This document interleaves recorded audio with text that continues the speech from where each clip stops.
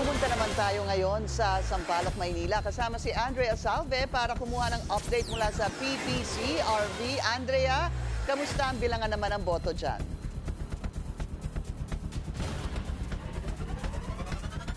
As of 5:30 p.m., umaabot na sa 13.03% ang natatanggap na physical election returns ng PPCRV. Anila, nasa critical mass na ito kaya nananawagan na rin sila ng dagdag na mga kamay para sa manual auditing. Matapos ang break kagabi, in full swing na muli ang operasyon ng PPCRV sa kanilang command center sa Maynila.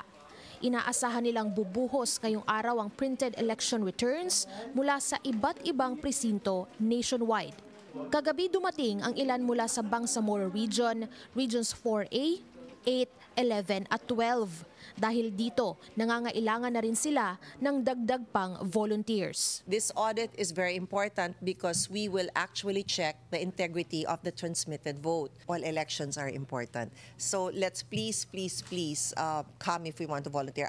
Ibinahagi rin ng PPCRV na very good ang voter turnout sa naging halalan, partikular na sa Mindanao. Mas mataas pa rin noong 2022 presidential elections na nasa higit 83%. Pero hindi nila inaasahang lalapit doon ang figures ngayong taon. The voter turnout that we're computing is 80.27. I think maliit lang yung gap, less than 2%. And I think that's very remarkable because this is a midterm election. People seem excited about this particular election, even if it's midterm. And we saw that in the polls. Dagdag pa nila, nakakita rin sila ng pagbabago sa voting patterns ng mga Pinoy.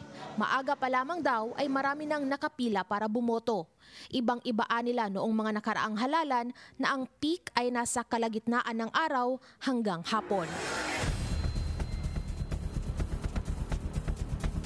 Pinky, update lamang sa transmission ng mga boto dito sa PPCRV. Nasa 97.36% na ito at tanging ang Bangsamoro Region na lamang ang hindi pa umaabot sa 90% mark ang natatransmit na boto. Pinky. So Andrea, sabi ng PPCRV, they need volunteers. Siguro ikaw na magsabi dun sa mga interesado na mag-volunteer, saan ba sila pupunta?